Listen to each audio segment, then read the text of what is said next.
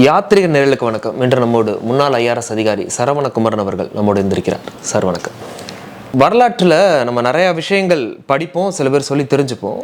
அது மாதிரி வரலாற்றில் சில பேர் சொல்லி தெரிஞ்சுக்கக்கூடிய ஒரு விஷயம், புத்த மதத்தை பிராமணர்கள் அழித்தொழித்தார்கள் அப்படிங்கிற ஒரு விஷயம். இதை the revolution and counter revolution in ancient India அப்படிங்கிற புத்தகத்தில் அம்பேத்கர் அவர்கள் கூட குறிப்பிடுறாரு. புத்த மத எழுச்சி ஒரு புரட்சி அப்படிங்கிறாரு. ஆனால் பிராமண மதத்துக்கு ஒரு கவுண்டர் கொடுக்குறாங்க, எதிரெழுச்சி கொடுக்குறாங்க. அதில் புத்த மதம் அழிந்தே போகிறது அப்படிங்கிற மாதிரியும் அவர் சொல்லியிருந்திருப்பார். உண்மையாகவே பிராமணர்கள் அன்னைக்கு புத்த மதத்தை அழிக்கிறதுக்காக நிறையா சதிவேலைகள் செய்ததாகவும் சில வரலாறுகள் சொல்லுது. எந்த அளவுக்கு உண்மை அதெல்லாம்? இந்தியாவுடைய ஆரம்ப கட்டங்களில் புத்தர் அரௌண்ட் 580 பிசியில் வர்றாரு.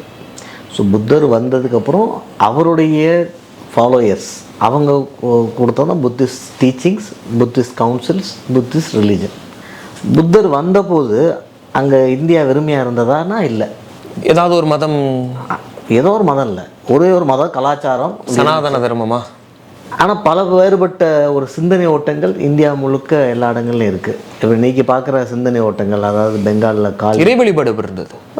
இன்றைக்கி இருக்கிற வழிபாடுகள் அன்னைக்கு இருந்த வழிபாடுகள் எச்சங்கள் தானே. இப்போ ஏன் இந்து மதம் இன்றைக்கி பாப்புலராக இருக்குது, எல்லா கடவுள்களையும் எல்லாருக்கும் தெரியுது. அப்படி இருக்கிற பட்சத்துலேயும் மகாராஷ்டிரா விநாயகர் அதிகமாகவும், பெங்கால் காளியை அதிகமாகவும், வட இந்தியா ராமரை அதிகமாகவும், தென்னிந்தியா முருகனை அதிகமாகவும், தமிழ்நாடு முருகனை அதிகமாகவும், இந்த மாதிரியான ஒரு வித்தியாசம் உங்களுக்கு புரியுதா? இதே மாதிரி அந்த காலங்கள்லையும் வேரியஸ் ப்ராக்டிசஸ் எல்லா இடத்துலையும் இருந்திருக்கும்.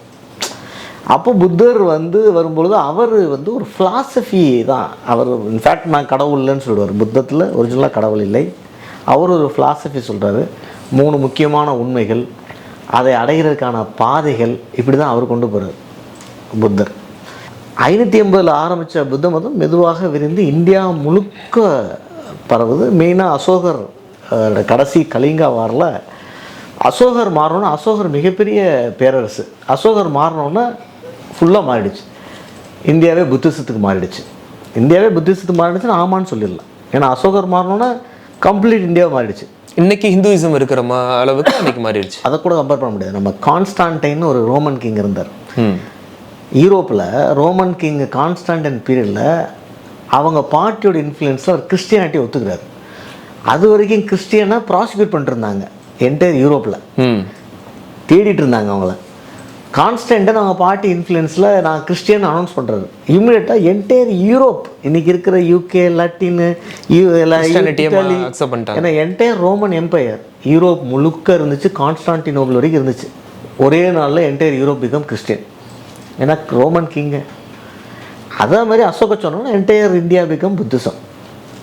இது அதுக்கப்புறம் அசோகர் காலங்கள் 300 சம்திங் பிசி வச்சுங்க. அதுக்கப்புறம் வரிசையாக எல்லா மதங்கள், அதே இடத்துல ஜெயினிசம் வந்துருச்சு. ஜெயினிசம் அவங்க இன்ஃப்ளூயன்ஸ்க்கு நிறைய இடத்த ரீச் பண்ணுறாங்க. இது போயிட்டு இருக்கும்போது 6th ADக்கு அப்புறம் புத்திசம் அந்த அளவுக்கு இந்தியா ஃபுல்லாக இருக்கும்போது இன்னைக்கு ஹிந்துயிசம் எந்த மூலையில் இருந்தது? ஏதோ ஒரு மூலையில் இருந்திருக்கணும். ஏன்னா அரசர்களோட ஆதரவு இல்லை. இப்போ ஏன்னா அதுக்கடுத்து சந்திரகுப்த மௌரியா, மெயினாக எல்லா அரசர்களுமே புத்த மதத்தை தழுவிட்டாங்க அப்படிங்கிறீங்க. அதாவது மெஜாரிட்டி கிங்ஸு இப்போ அதாவது மாறிட்டே இருப்பாங்க. இப்போ அதாவது கனிஷ்கா 3 ஈக்குவலாக ட்ரீட் பண்ண ட்ரை பண்ணுறாரு.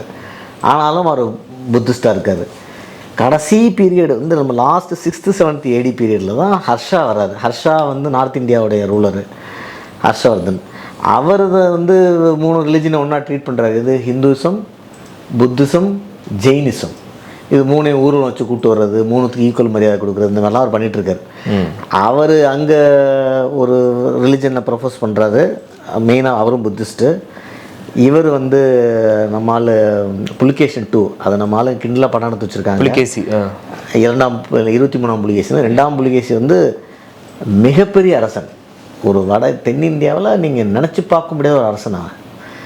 அதாவது ஒரு ரைட்டர், அவர் யுவன் சிங் ரைட்டர் எழுதுறாரு, சைனீஸ் ரைட்டரு. ஹர்ஷாவை பார்த்து வர்றாரு. பார்த்து சொல்கிறார், என்னப்பா புலிகேசி பார்த்துட்டு ஹர்ஷா ஒரு குட்டி பையன் மாதிரி தர்றார். நார்த் இந்தியா முழுக்க ஆளக்கூடிய ஒரு கிங்கை அவர் சவுத் இந்தியாவில் ஒரு சைடு ஆள்ற புலிகேசியை அவ்வளோ பெருமிதமாக பார்க்குறாரு. இவருக்கும் நம்ம அந்த நேரத்தை பல்லவாக இருந்தவர் மகேந்திரவர்ம பல்லவன், நம்ம தமிழ்நாடு. பல்லவர்கள் வந்து ஒரிஜினலாக ஜெயினில் இருக்காங்க, ஜெயினிசம். மகேந்திரவர்ம பல்லவன் ஜெயினிசத்துலேருந்து ஹிந்துசத்துக்கு மாறுறார் அப்பரால். அப்பர் தான் வந்து இவரை மாற்றுறது, பாண்டியனை மாற்றுறது. பல்லவ மன்னர் வந்து ஜெயினிசமாக இருந்தார், ஒரு தமிழ ஜெயின். ஆமாம், பல்லவ மன்னர்கள் தமிழர்னு சொல்ல முடியாது, அவங்க வடமொழி பேசுகிறவங்க, கன்னட மொழி பேசுகிறவங்க தான் நினைக்கிறேன். அவங்க தமிழ்நாட்டில் வந்து ஆட்சியை பிடிச்சி ஒரு 300 வருஷம் 400 வருஷம் இருக்காங்க. ஆனால் அந்த பல்லவர்கள் ஃபாலோ பண்ண ரிலிஜன் ஜெயினிசம். மகேந்திரவர்ம பல்லவன் ஒரிஜினலாக ஆரம்பித்தது.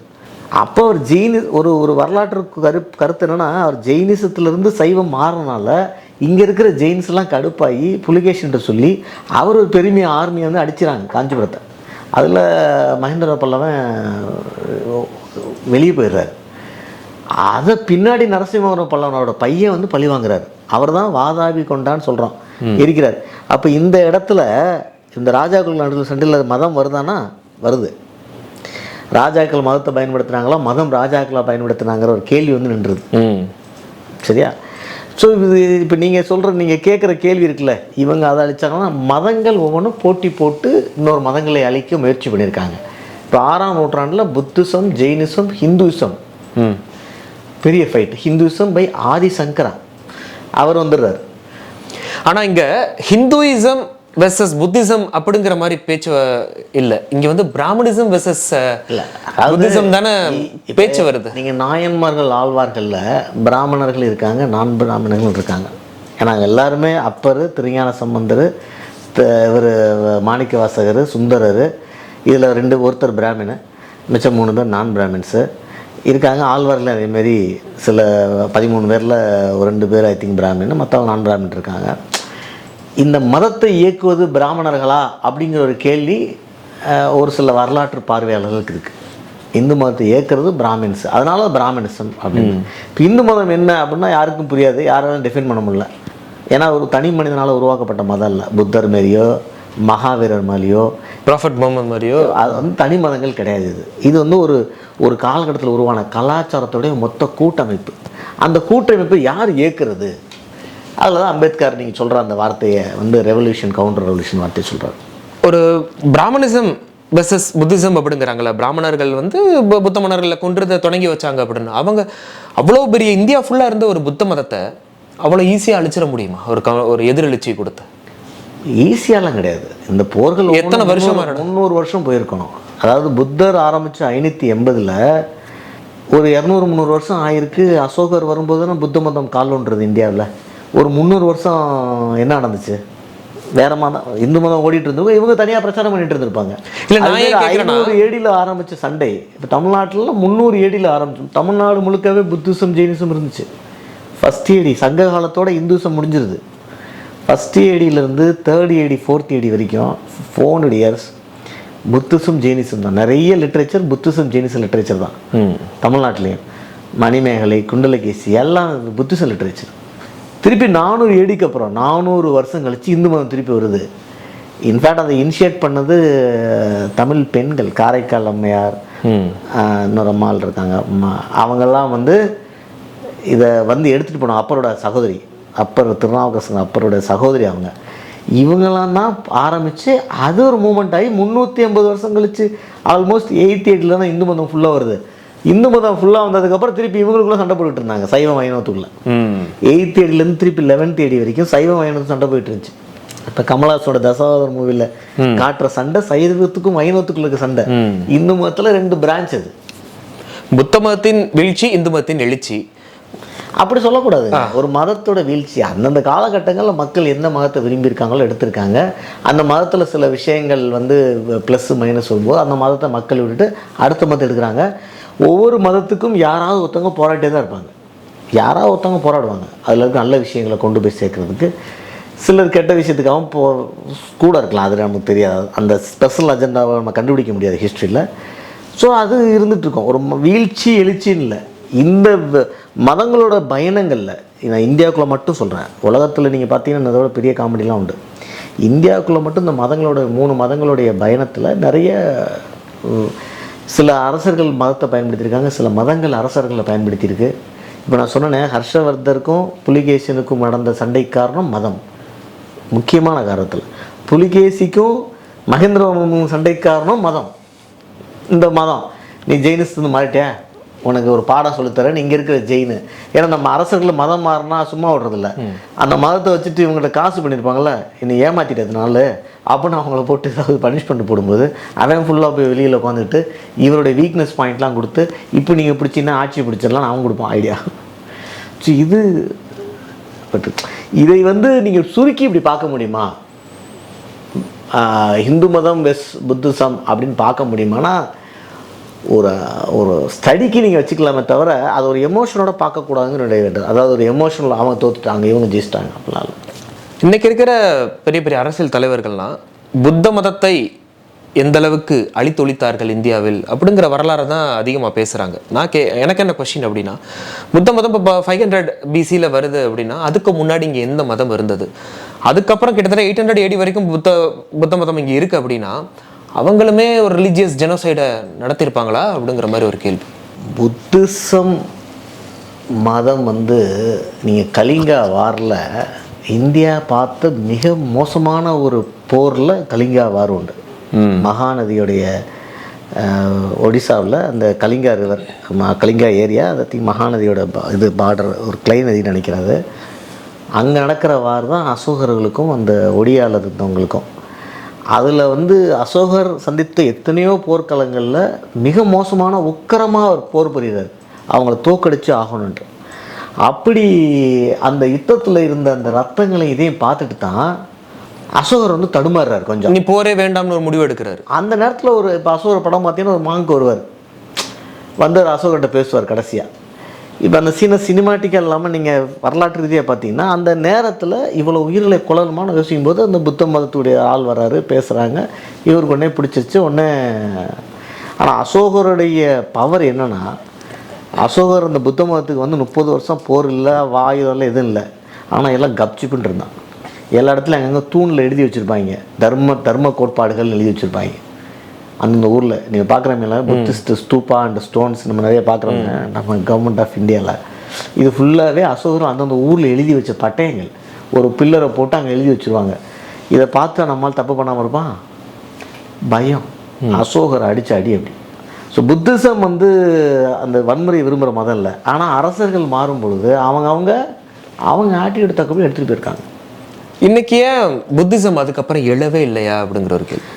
நீங்கள் அம்பேத்கரோடைய புக்கை எடுத்து படிக்கிறோம், அது இளம் தலைமுறைகள் படிக்க வேண்டிய புத்தகம். அவர் இந்த ஹிந்து கலாச்சாரம், இந்த மதம், அதுக்கும் இங்கே இருக்கிற சோஷியல் ஜஸ்டிஸ்க்கும் ஒரு பிணைப்பு இருக்குதுன்னு அவர் புரிஞ்ச உடனே நான் என்ன மதத்துக்கு போகிறதுன்னு 1929 அவர் எழுத ஆரம்பிக்கிறார். 29 எழுத ஆரம்பிச்சிடறார். இந்த மதத்துக்கு போகலாம், ஒவ்வொரு மதத்தை பற்றி எழுதுகிறார். அதில் அவர் புத்திசத்தை பற்றி நிறைய எழுதுகிறார். அவர் நினைக்கிறாரு அவருடைய அரசியல் சரியாக தப்பான்னு நான் சொல்ல வரல, அவருடைய கருத்துப்படி புத்திசம் முதலாக சோஷியல் ஜஸ்டிஸ்க்காக பேசின மதம். ஆமாம், அந்த ஜாதி மதம் அதெல்லாம் பெருசாக இல்லை உள்ள. ஏன்னா அதில் அவர் சொல்கிறதுல ஒரு காரணம் நம்ம புரிஞ்சுக்கணும். Buddhism actually original Buddhism rituals கிடையாது, ரிச்சுவல் இல்லாத புத்திசம். அவன் நீ வேலையை பாரு, உன் வேலையை நீ ஒழுங்காக பாருங்கிறது தான் புத்திசமே. அது பின்னாடி மகாயானமாகவும் ஹீனயானமாகவும் மாறுது. அதில் நிறைய ரிச்சுவல்ஸ், நிறைய ப்ரொசீஜர். இப்போ நீங்கள் ஸ்ரீலங்காவில் போனீங்கன்னா புத்திசத்தில் ஏகப்பட்ட ப்ரொசீஜர் பார்ப்பீங்க. ஆமாம், ஜப்பானில் பார்க்க மாட்டீங்க, சரியா? ஸோ அவர் என்ன சொல்கிறாரு, இந்த ரிச்சுவல்ஸில் தான் இந்த purity, problem, pollution, social equality, inequality எல்லாம் வந்துடுது. அது ஒரு புத்தர் சிலை எவ்வளோ பெருசு இருக்குது. எங்கேயாவது புத்தர் குட்டி சிலையை பார்க்குறீங்களா? கோயில் இருந்தாலே பெருசு தான். நீங்கள் அதை போய் எங்கே வரிசையில் நின்று வலிஞ்சு பார்க்க வேண்டிய அவசியம் என்ன? நீங்கள் கோயிலுக்கு இங்கேருந்து பார்த்துட்டு போயிடலாம். நீங்கள் ஜப்பானில் போனீங்கன்னா எல்லா புத்தர் சிலையும் ஃபுல் ஹாலையும் கவர் பண்ணியிருக்கோம். நீங்கள் ஹாலில் எங்கே இருந்தாலும் புத்தர் தலை தெரியும். ஸோ நீங்கள் வரிசையில் நிற்கும் போது தான் முன்னாடி யார் நிற்கிறது, பின்னாடி யார் நிற்கிறது, நடுவில் யார் நிற்கிறது, எவ்வளோ தூரத்தில் நிற்கிறது, எவ்வளோ உயரத்தில் நிற்கிறது, எவ்வளோ தள்ளி நிற்கிறது, இந்த கேள்விகள்லாம் சமூக நீதி உரசுகிற கேள்விகள்.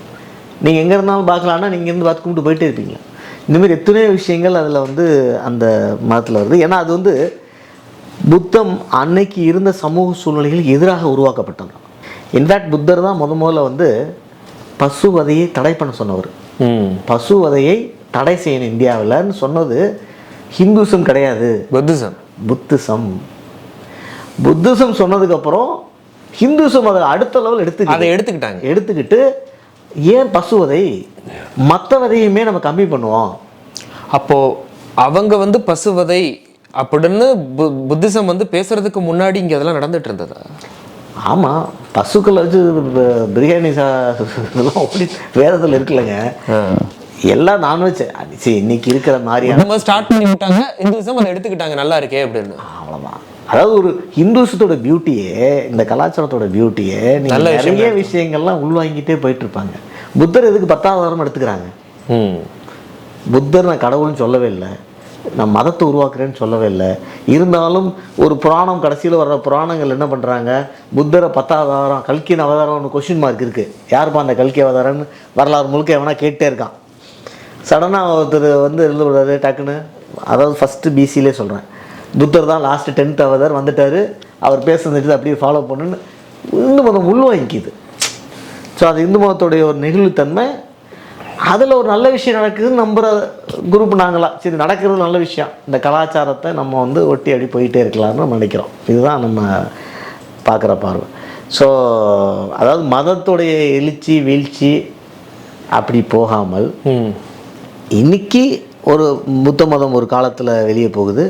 ஸோ இப்போ அம்பேத்கர் சொல்ல வந்ததை சொல்லிடுறேன். அம்பேத்கர் வந்து கடைசியாக வந்து புத்த மதத்தை தான் நான் தழுவ போகிறேன் 51 தான் முடிவெடுக்கிறார். 29 கேட்ட கேள்விக்கு அவர் 51 முடிவெடுக்கிறார். சரியா? அப்புறம் தான் புத்த மதத்துக்கு போகிறாரு. 10 லட்சம் பேர் நடுவில் 2-3 டயத்தில் டிக்ளரேஷன் போடுறாரு, இந்து மதத்தோடு வெளியே போகிறோம் அப்படின்னு. ஆனால் இவ்வளோலாம் எழுதின அம்பேத்கர், இவ்வளோலாம் யோசிச்ச அம்பேத்கர் கான்ஸ்டியூஷனில் ஹிந்துங்கிறது என்ன டெஃபினேஷன் கொடுத்துருக்காரு, புத்திசத்துக்கு சேர்த்து கொடுத்துருக்காரு. என்னென்னு கொடுத்துருக்காரு? ஹிந்து டெஃபைன் பண்ணும்போது புத்திசம் சேர்ந்ததான் ஹிந்து அப்படின்னு கொடுத்துட்டாரு. ஏன் கொடுத்தாரு? ஹிந்து விட்டு வெளியே போகிறேன்னு சொல்லிட்டு 51 உண்மையிலேயே வெளியே போன அம்பேத்கர் புத்திசத்துக்கு போகிறாருல்ல, அப்போ டெஃபினேஷன் 2ஆக பிரித்து கொடுக்க மாட்டாரா? எப்பேற்பட்ட அறிவாளி. ஆனால் ஏன் அப்படி கொடுக்கலன்னு நினைக்கிறீங்க? எல்லா கேள்விக்கும் பதில் இப்படி கேட்க முடியாதுல்ல. ஹிந்துங்கிறதுக்குள்ளே புத்திசம் இருக்கணும்னு அவரே ஆசைப்படுற விஷயந்தான். அது ஏன் ஆசைப்பட்டாரு? நீங்கள் அந்த புக்கை திருப்பி படிக்கணும், ரெவல்யூஷன் அண்ட் கவுண்டர் ரெவல்யூஷன். புத்த மதத்தை விரும்புகிறவர்கள் நிறைய பேர் இருக்காங்க இன்னைக்கு. சில டேரக்டர்ஸ்லாம் இருக்காங்க இன்னைக்கு. ஃபார் எக்ஸாம்பிள், ஏன் இந்த டாபிக் நம்ம மெயினாக எடுத்தோம்னாலே, இப்போ வந்து அந்த தங்கலான் படத்தில் கூட இந்த மாதிரி பிராமணிசம் புத்திசத்தை எப்படி அழிச்சிச்சு அப்படிங்கிற கான்செப்ட் பற்றிலாம் கொண்டு போயிருக்காங்க. அதனால தான் அந்த டாப்பிக்கை எடுத்தோம். அவங்களாம் என்ன பண்ணுறாங்கன்னா, நாங்கள் புத்த மதத்தை விரும்புகிறோம், ஏன்னா அம்பேத்கர் தழுவிய மதம் அது, அதனால வெளியிலேருந்து யாராவது எங்களை அட்டாக் பண்ணாங்களா, நாங்கள் அந்த பாயிண்ட்டை மட்டுமே பேசுகிறோம் அப்படிங்கிற ஒரு புரிதலோடு இருக்காங்கல்ல. வெளியிலேருந்து இப்போ புத்த மதம் எந்தெந்த மதங்களால் தாக்கப்பட்டது அப்படிங்கிற விஷயத்தை மட்டுமே எடுத்து திரும்ப திரும்ப கதையாகவும் படமாகவும் அந்த வரலாற்றை மட்டுமே பேசிக்கிட்டு இருக்காங்கல்ல. நான் என்ன யோசிக்கிறேன், ஒரு ஹைப்போதெட்டிக்கல் கொஸ்டின் கேட்குறேன். ஒருவேளை இந்து மதம் வராமல் புத்த மதமே இந்தியாவில் இருந்திருந்தால், ஜெயினிசமே இருந்திருந்தால், வெளியிலேருந்து வந்த மதங்கள் புத்தத்தை விட்டு வச்சுருக்குமா? கிறிஸ்டியானிட்டி புத்தத்தை ஒத்துக்குமா? இஸ்லாம் ஒத்துக்குமா? அவங்க ஃபைட் பண்ண தான் செய்வாங்க. அதுவும் அவங்க ஆட்சி பலத்தோடு வரும்போது அவங்க கண்டிப்பாக ஃபைட் பண்ணுவாங்க. ஸோ இன்றைக்கி என்ன பிரச்சனைனா, வட இந்தியாவில், தென்னிந்தியாவில் அந்த பிரச்சனை பெருசாக இல்லை. தென்னிந்திய மக்களுடைய மனநிலையும் வேறு. வட இந்தியாவில் ஹிந்துசம் வர்சஸ் இஸ்லாம் ஃபைட்டு அரசு ஃபைட்டாக பல வருஷம். ஏன்னா இந்து அரசர்கள் தோற்கடிக்கப்பட்டார்கள், இஸ்லாமிய அரசர்கள் ஆட்சியில் இருந்தார்கள். எத்தனை வருஷம்? 600 வருஷம், 700 வருஷம். அவர்கள் ஆட்சியில் இருக்கும்போது இஸ்லாமியர்கள் ஆளுங்கட்சியாக போயிடுவாங்க, இருக்கவங்க எதிர்கட்சியாக போயிடுவாங்க. 80% 90% இந்துக்களும் எதிர்கட்சியாக போயிடுவாங்க. அப்போ இவங்க ஆட்சிக்கு வந்தோன்னா நாங்கள் ஆளுங்கட்சி ஆகணும், நாங்கள் தான் ராஜான்னு வருவாங்க. ஸோ அங்கே இருக்கிற அந்த வட இந்தியாவுடைய கலாச்சார பிரச்சனை வேறு. அந்த பிரச்சனை தமிழ்நாட்டில் கிடையவே கிடையாது சுத்தமாக. ஏன்னா இங்கே யார் வந்து அரசர்களாக இருந்தாலுமே அவங்க அந்த மக்கள் 99% மெஜாரிட்டிங்க. ஏன்னா அங்கே வந்து மதம் தனியாக, அரசர்கள் தனியாக வரலை, அவங்க கூட ஒரு 10% பாப்புலேஷன் வருது. ஈரான்லேருந்து ஆப்கானிஸ்தான்லேருந்து. இங்கே அப்படி கிடையாது, ஒரு வந்தால் தனியாக வந்திருப்பாங்க. ஸோ இங்கே வந்து அந்த மதம் சார்ந்த ஃபைட் இல்லை. இப்போ ஆற்காடு நவாப் இருந்தார் அப்படின்னா மதம் சார்ந்த ஃபைட் இல்லை. ஒரு முஸ்லீம் ராஜா இருக்கார் அப்படின்னு இவங்க யாரும் ஃபீல் பண்ணக்கூட கிடையாது. ஏன்னா அது பற்ற எந்த ராஜா இருந்தாலும் அது பாட்டு வழக்கமாக வேலை ஓடிட்டு இருந்துச்சு. ஸோ தமிழ்நாடு கலாச்சாரம் கொஞ்சம் வேறு. ஸோ இவங்க வந்து புத்திசம் வந்து இவங்க வீணுக்குன்னு அழிச்சிட்டாங்க அப்படிங்கிற விஷயத்த நான் ஒத்துக்கலை.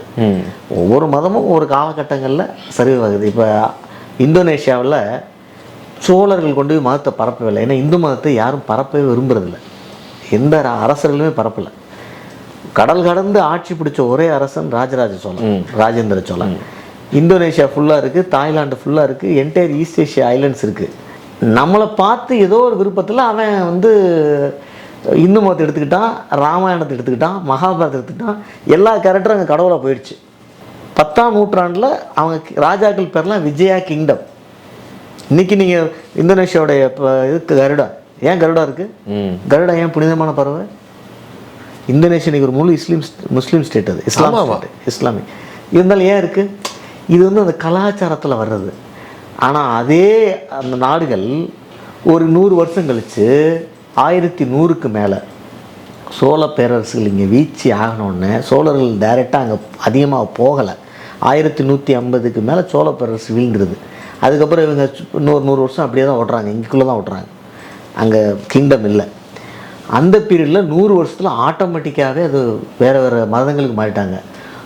அங்கேயும் புத்திசம் இருந்துச்சு. அங்கே சோலாஸ் போகிறதுக்கு முன்னாடி அங்கே புத்திசம் இருந்துச்சு. இன்றைக்கி சவுத் ஏஷியா, ஈஸ்ட் ஏஷியா ஃபுல்லாக புத்திசம் இருக்குது. அந்த தாய்லாண்டும் இந்தோனேஷியா மட்டும் புத்திசம் வந்து இந்துசத்துக்கு வருது ஒரு 300 வருஷம். அதுக்கப்புறம் இந்துசத்து வந்து தாய்லாந்து இன்னமும் இந்துசத்தில் ஒரு பார்ட்டில் இருக்குது. இந்தோனேஷியன் மெஜாரிட்டி முஸ்லீம் சைடு போயிடுச்சு. ஸோ அவங்கவுங்க அந்தந்த மக்கள் அந்தந்த காலகட்டங்கள் அவங்களுக்கு தேவையானதை எடுத்துக்கிறாங்கன்னு நான் பார்க்குறேன். இதை வந்து இப்போ வந்து அன்னைக்கு நீங்கள் என்ன அழிச்சிட்டீங்க அப்படின்னு பேச வேண்டிய அவசியம் இல்லை. தேவையில்லாத ஒரு அப்படி பார்த்தா எல்லாத்தையும் பேசுனது ஒரு பெரிய மத பிரச்சனையாக உருவாகும். அவங்கவுங்க மதங்களை, அரசியல்கள் மதங்களை பயன்படுத்தி கொள்கின்றன. ஆனால் மதங்கள் அரசியலை பயன்படுத்தக்கூடாது. மக்கள் ஏற்றுக்கொண்டால் மதம் வழி நடத்தணும், மக்கள் ஏற்றுக்கொள்ளனா மதம் விடைபெறணும். இவ்வளோதான். மக்களோட தான் மதங்கள் பயன் பண்ணணும். மதங்கள் எப்பெல்லாம் அரசியலை கையில் எடுக்கிறதோ அப்போல்லாம் வந்து மக்களுக்கு தான் பிரச்சனை. அரசியல்வாதிகளை மாற்ற முடியாது. அவங்க எல்லா வேப்பனையும் கையில் எடுப்பாங்க, எல்லா வேப்பனையும் கையில் எடுப்பாங்க. அதில் மதமும் ஒரு வேப்பனாக மாறிடுது சில நேரங்களில். இதுதான் அதில் இருக்கிற ஒரு பிரச்சனை. ஓகே சார், ரொம்ப பல சுவாரஸ்யமான தகவலையெல்லாம் சொல்லியிருக்கீங்க. மீண்டும் இன்னொரு பேட்டியில் சந்திக்கலாம். ரொம்ப நன்றி. வணக்கம். வணக்கம்.